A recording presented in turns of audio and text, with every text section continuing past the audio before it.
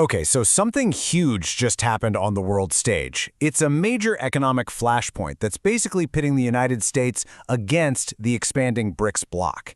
We're going to unpack this whole standoff because it's a really high-stakes trade dispute, and it's literally reshaping the global economy as we speak.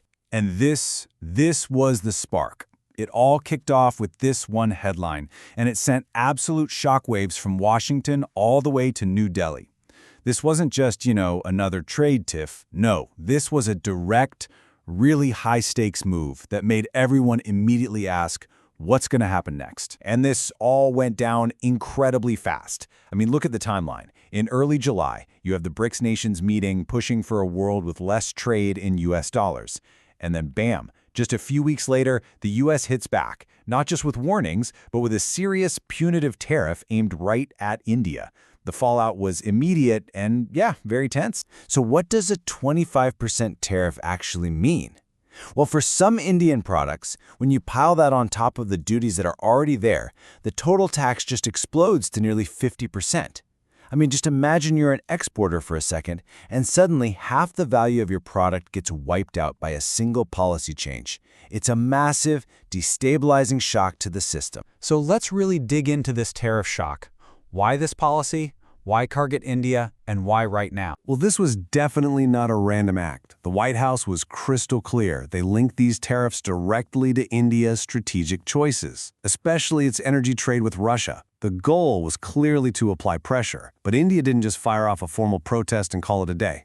Nope. They hit back where it really stings, with reports suddenly popping up that they were pausing major U.S. arms deals to rethink the whole partnership. But this whole tariff thing, it isn't really the main story. It's actually just a symptom of a much, much larger clash. It's a tale of two totally competing goals for the future of the global economy. And right at the heart of the BRICS ambition is this really powerful idea, de-dollarization. Now look, this isn't about trying to kill the US dollar overnight. It's more about building an escape hatch, creating alternative ways to trade so they're no longer so vulnerable to US economic pressure and sanctions. And here's the conflict in a nutshell. On one side, you have the U.S. looking at what BRICS is doing and seeing it as a direct threat to its global economic leverage. So it uses its muscle, tools like tariffs, to keep its partners in line. Meanwhile, on the other side, you've got the BRICS nations seeing this as a long-term project for their own self-preservation. Building their own financial systems to gain some independence. Okay, so when these economic giants start clashing like this, who actually gets hurt? And, who might actually stand to benefit from all this friction? Well, the fallout creates some pretty clear winners and losers. Right off the bat, Indian exporters, especially in areas like textiles and chemicals, are feeling immediate pain. And U.S. consumers? They might feel it soon too, with higher prices for all sorts of goods. But then you flip the coin. Commodity exporters, like Russia, they now have a huge incentive to deepen their trade within the BRICS bloc, pulling even further away from the West. So all of this lands right on India's doorstep. It's caught in this massive strategic tug-of-war and is now facing a really high-stakes choice about its own economic and political future. And if you want to know just how seriously India is taking this headline says it all. Pausing U.S. arms buys is not just some negotiating tactic. No, this is India sending a massive signal that everything is now on the table, and it's forcing a fundamental reevaluation of its most important strategic partnerships. This means New Delhi is now basically fighting a battle on two fronts. The immediate priority is, of course, damage control for its exporters. But the bigger, long-term effect, and this is the real kicker, is that these tariffs are actually speeding up India's pivot away from the U.S. It's forcing them to diversify by strengthening ties with their BRICS partners and hunting for new markets everywhere. So where does this all lead? Let's zoom out a bit and explore three plausible ways this whole contest could play out over the next few years. So we can kind of see three possible futures ahead. One is just escalation. The trade walls get higher, the world fractures, and you end up with these rival economic blocs.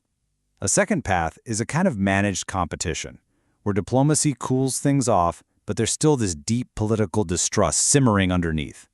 And then there's a third path, maybe the most ironic one, realignment, where the U.S. pressure ends up pushing countries like India into even stronger, more permanent partnerships with everyone else. all of this, it raises that one unavoidable question, right? The one that's kind of looming over this entire conflict. Is this it?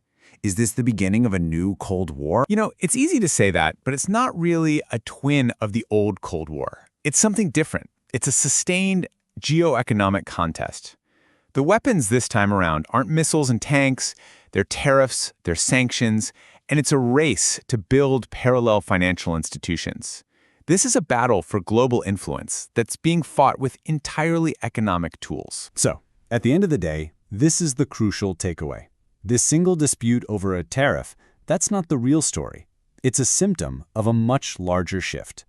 The greatest risk here is that these short-term pressure tactics create long-term mutual damage, locking the world into an economic divide that might be impossible to reverse. What started with a tariff could very well end up redefining the world we live in.